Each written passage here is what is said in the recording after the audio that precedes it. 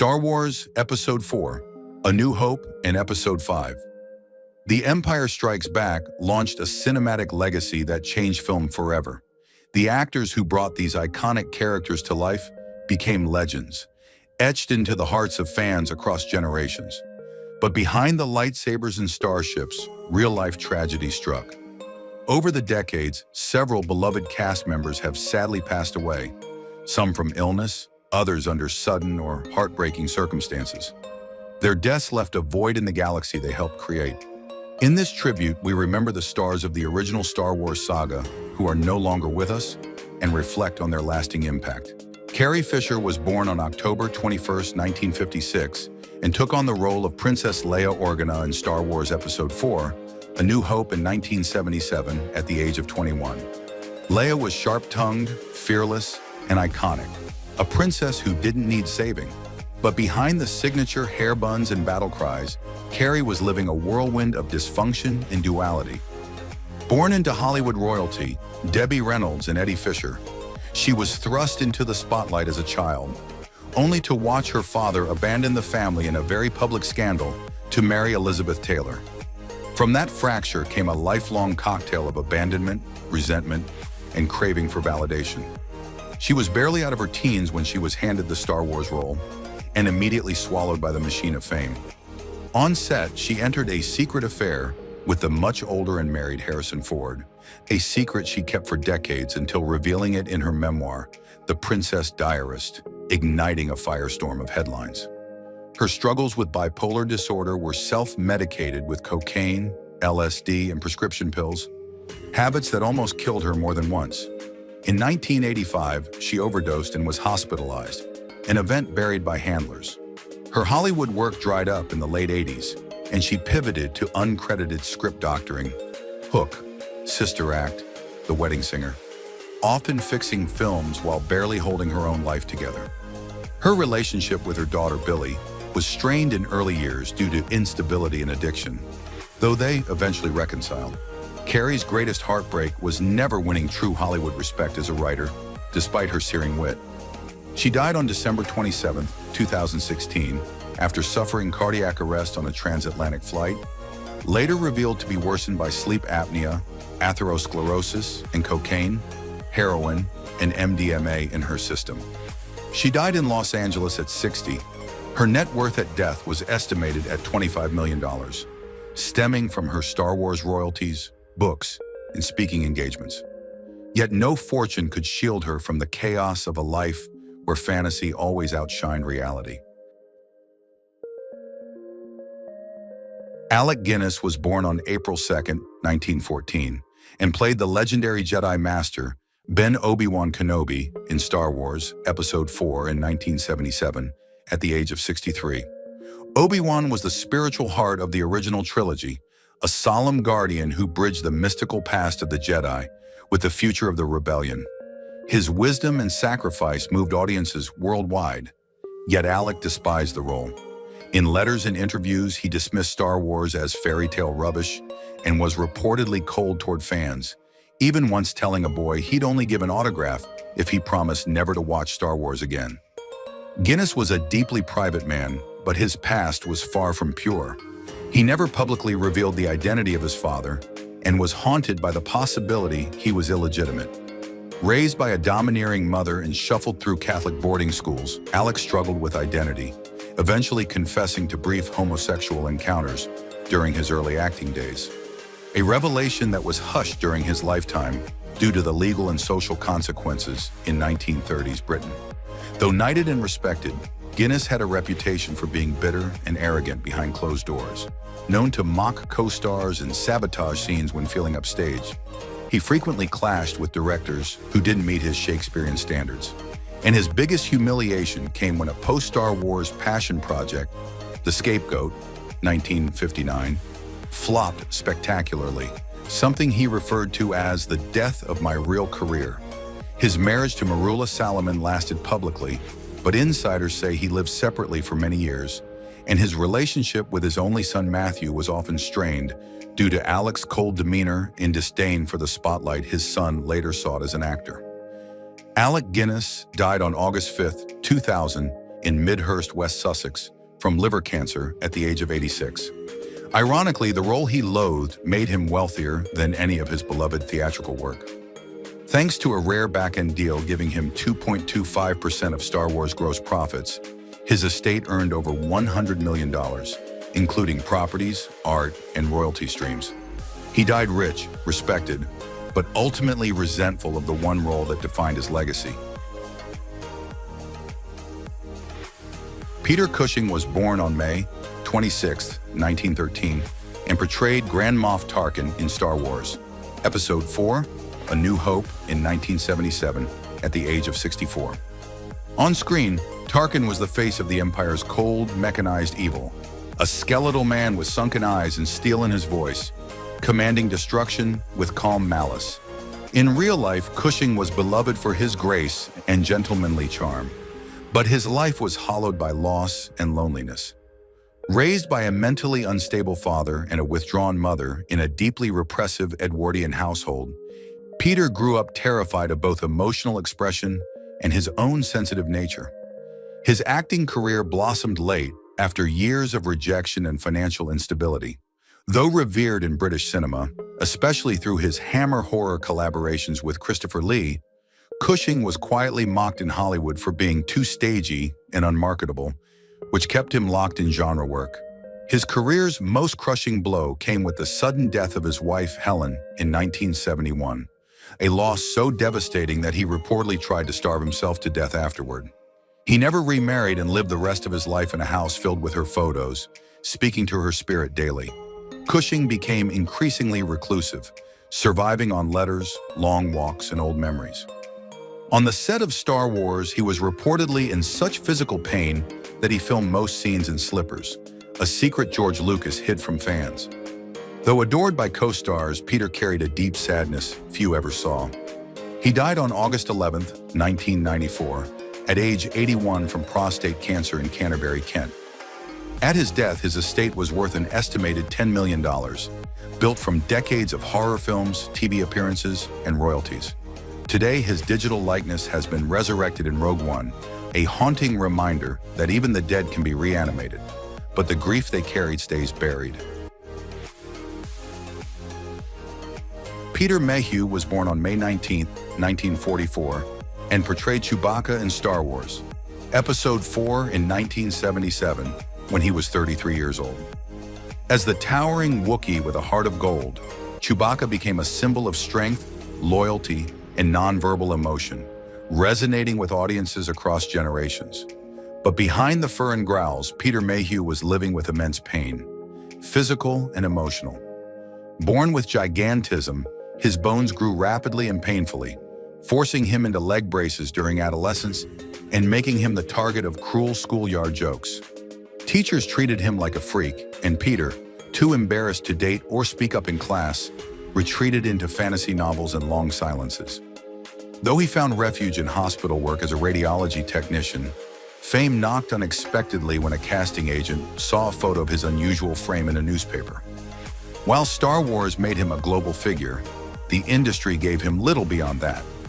Mayhew was never offered major non-Chewie roles and quietly resented how Lucasfilm prioritized others financially and creatively.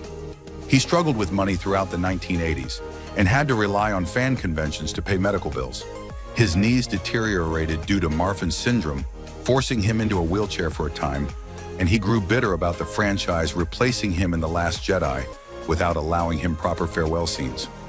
Although known publicly as gentle and devoted to fans, those close to him whispered of bouts of depression, and he occasionally clashed with handlers over contracts and appearance fees. He married late in life, and though he loved his wife Angie deeply, their quiet Texas life was marred by Peter's chronic pain and feelings of professional abandonment. He died of a heart attack on April 30, 2019, in Boyd, Texas, at the age of 74. His estate, estimated at $5 million, included Star Wars royalties, fan earnings, and memorabilia, but not ownership of Chewbacca's likeness, a point that had long angered him. His foundation lives on, but so does a truth rarely discussed. Peter Mayhew was a hero on screen, but behind the mask was a man who gave everything and never quite received it back. Phil Brown was born on April 30th, 1916, and played Uncle Owen Lars in Star Wars Episode 4, A New Hope in 1977, at the age of 61. As the rigid, well-meaning guardian of Luke Skywalker, Brown's Uncle Owen symbolized the grounded, fearful parental figure resisting destiny. Raised during the Great Depression in Cambridge, Massachusetts, his early years were shaped by instability. His father, a failed banker who drank heavily, disappeared from his life by the time Phil was 12. Brown immersed himself in theater as an escape, hiding the humiliation of growing up poor in a prosperous neighborhood. He rose through the 1940s acting circles with promise, appearing in respected roles and directing progressive theater pieces. But in the 1950s, the Red Scare turned his world upside down.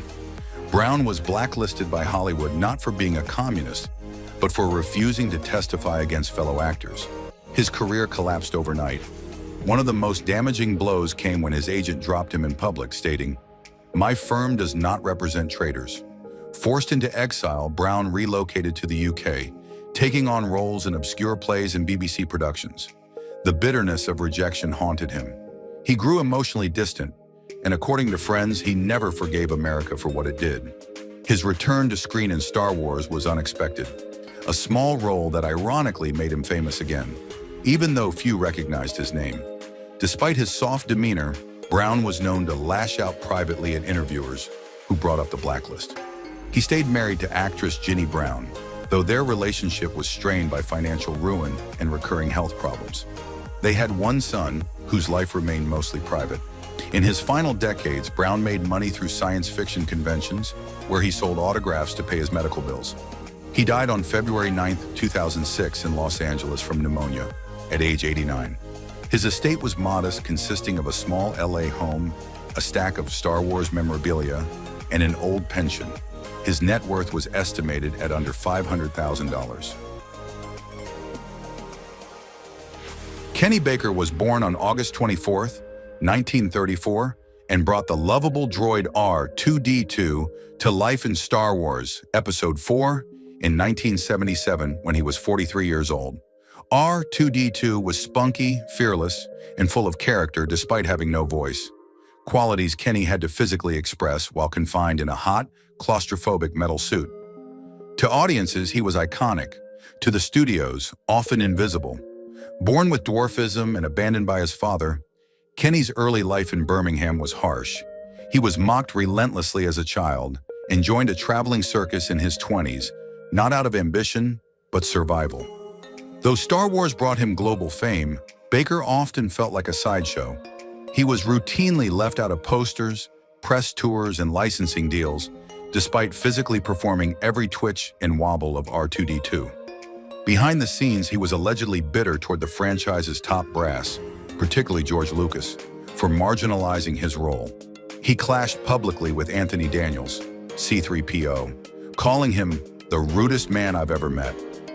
Off-screen, Baker suffered from lifelong insecurities, short temper, and deep resentment over being typecast in freak or novelty roles. He battled financial instability for much of his life, despite the franchise's success, and relied on convention appearances in his later years. His marriage to Eileen Baker was loving but strained by health issues and the emotional toll of constantly being overlooked.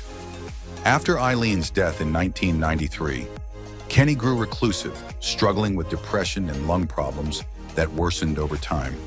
He died on August 13, 2016, in Preston, England, just days shy of his 82nd birthday.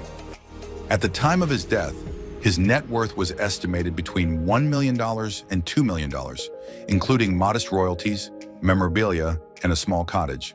Though adored by fans, Baker's life was a study in contradiction. A man who brought joy to millions while quietly wrestling with the bitterness of never truly being seen. David Prowse was born on July 1, 1935, and portrayed Darth Vader in Star Wars Episode 4 in 1977 when he was 42 years old. His performance, silent yet commanding, brought physical menace and mythic weight to one of cinema's most iconic villains. Yet while fans worshiped Darth Vader, Prowse spent decades feeling humiliated and erased. Born in working-class Bristol, England, Prowse was raised by a single mother in public housing and developed a hatred of weakness early on. Bullied for his tall, lanky frame, he turned to bodybuilding with militant obsession, eventually becoming British heavyweight champion. His body became his armor, but emotionally he remained volatile and defensive.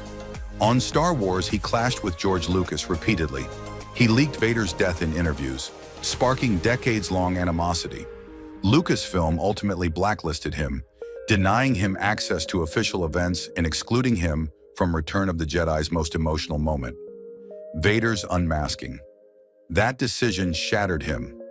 Prowse spoke often about feeling discarded, and those close to him described frequent outbursts of anger and control issues. He demanded full creative credit for Vader and accused Lucasfilm of using him and then erasing his contribution. His bitterness turned public and relentless, leading to his formal ban from Star Wars celebrations. Off-screen, his marriage to Norma was strained by his obsessive devotion to fame. He allegedly forced his children into public appearances they loathed. In his final years, Prowse suffered from dementia, partial blindness, and complications from arthritis. He died on November 28, 2020, in London at the age of 85 due to COVID-19 complications. At the time of his death, his estate was worth approximately $3 million. Modest considering the global scale of his character's influence. The wealth came from fan conventions and autographs, not residuals. Richard Lepard was born on July 16, 1946, in Pittsburgh, Pennsylvania, and took on the role of General Motti in Star Wars. Episode 4, A New Hope in 1977 at age 31. Motti, the smug Imperial who dared mock Darth Vader's sorcerer's ways, became a symbol of blind arrogance in the face of dark power, and his iconic choke scene remains one of the most quoted in film history. But behind that arrogance was an actor wrestling with deep disillusionment. Lepard arrived in Hollywood with grand ambitions, auditioning for Han Solo himself, only to be relegated to a minor part. Though grateful, he reportedly resented never being given the chance to prove his range. The rest of his career was marked by near hits, bit parts in Superman 2, Octopussy, and a brief cameo in Who Framed Roger Rabbit. He bounced between Hollywood and Britain, never quite settling, never quite breaking through. Friends described him as cheerful in public but haunted in private, frustrated by how a single 30-second scene defined his entire legacy. In the 90s, he quietly divorced his wife, Sarah Douglas, of Superman 2 fame, after years of tension over career envy and emotional withdrawal. Lepard was known to drink heavily during that period, and though he cleaned up later, the emotional scars remained.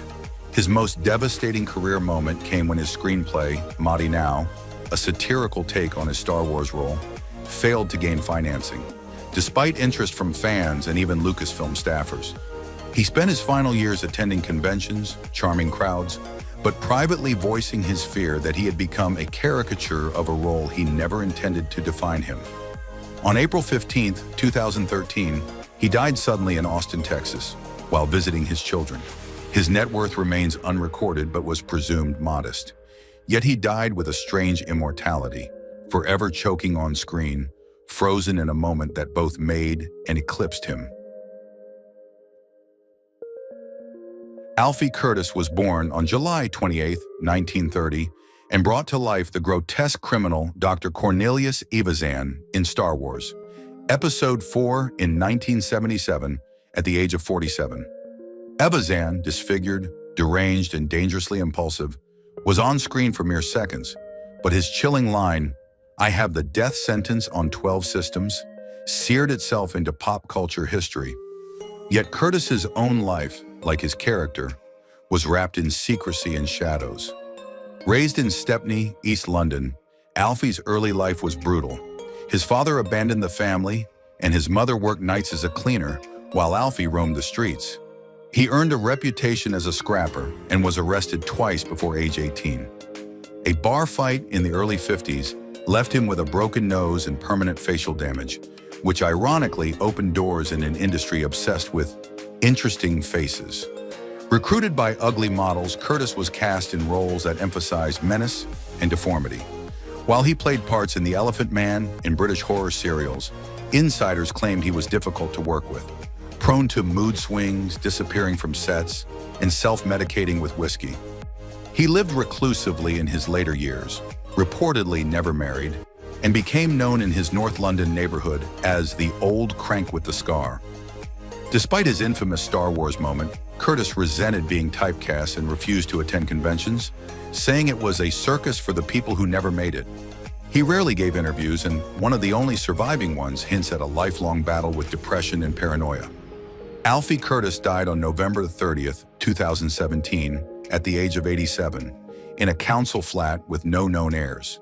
His estate was estimated at less than £50,000, with most of his belongings auctioned off by a neighbor.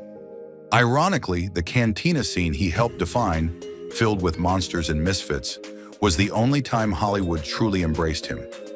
In death, he became a cult icon. In life, he remained a man shunned by the very system he helped immortalize.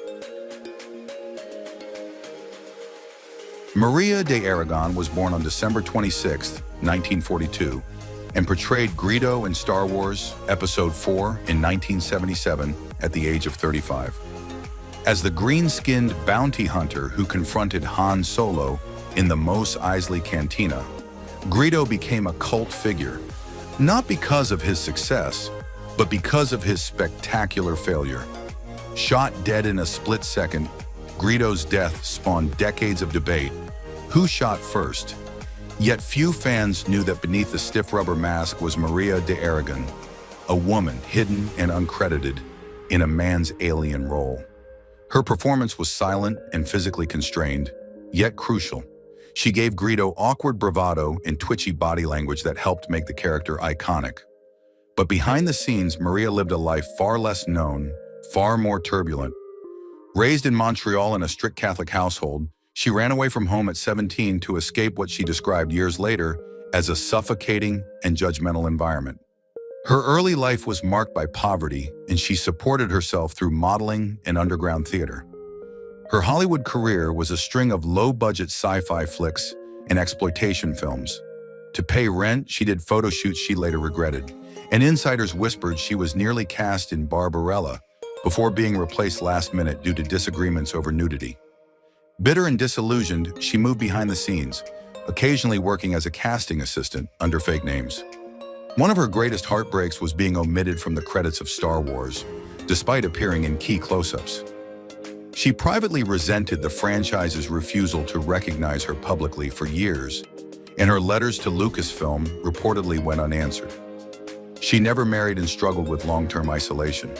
In the 2000s, she was briefly hospitalized after a mental health crisis, sparked by the death of a close friend and former co-star. In her final years, she lived in a modest nursing home in Los Angeles, almost forgotten by the fandom that idolized her character. Maria de Aragon died of natural causes on April 30th, 2024, at the age of 81. Her estate included only a small pension and personal belongings, with her net worth estimated under $100,000. Jack Pervvis was born on July 13, 1937, and took on the role of Chief Jawa in Star Wars Episode 4, A New Hope, in 1977 at the age of 40. His character was a silent scavenger in the Tatooine desert, brief but unforgettable.